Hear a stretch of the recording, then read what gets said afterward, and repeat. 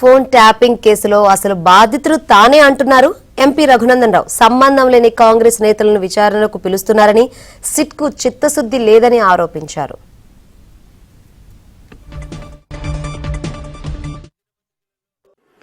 రోజు దినపత్రికలలో ఫ్రంట్ పేజీల కోసం, ఫ్రంట్ లైన్ వార్తల కోసం పనిచేస్తా ఉంది ఈ ప్రభుత్వం తప్ప నిజంగా గ్రౌండ్ రియాలిటీలో ఏం జరుగుతలేదని ప్రజలు అనుకుంటున్నారు.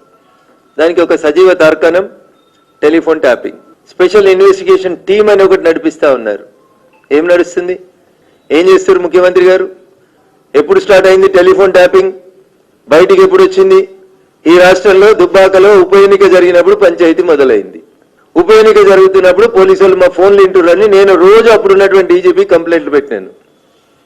ఎంత దుర్మార్గంగా పనిచేస్తుంది మీ సిట్ అంటే కన్నే కనబడతా ఉంది. గాంధీ భవన్ లో పనిచేసే వాళ్ళకి ఇస్తారు, కాంగ్రెస్ పార్టీ సోషల్ మీడియాలోకి ఇస్తుంది సిట్ నోటీసులు. వాళ్ళందరినీ విచారణ చేస్తున్నాం, స్టేట్మెంట్ రాస్తున్నాం అని చెప్తారు. దుబ్బాక ఉప ఎన్నికల్లో పైసలు పట్టుకున్నామని చెప్పి నా కుటుంబ సభ్యుల్ని, సంబంధం లేని వ్యక్తుల్ని టెలిఫోన్లు వినుకుంటూ హరాస్ చేసిరని రఘునందన్ రావు అప్పుడున్నటువంటి డీజీపీకి 10 సార్లు కంప్లైంట్ ఇచ్చిండు. ఎన్నికలు అప్పుడు ఇచ్చిండు, ఎన్నికలు అయిపోయినాక ఇచ్చిండు, ఎమ్మెల్యేగా గెలిచిన తర్వాత కూడా వచ్చి అప్పుడున్నటువంటి డీజీపీకి ఇచ్చిండు ఉత్తరం. ఆడమైన ఉత్తరాలు స్పెషల్ ఇన్వెస్టిగేషన్ టీంకి చేరతలేవా? అప్పుడున్నటువంటి డీజీలు గారా చీఫ్ సెక్రటరీ గారిని పిలిచిర్రు, స్పెషల్ సెక్రటరీ గారిని పిలిచిర్రు.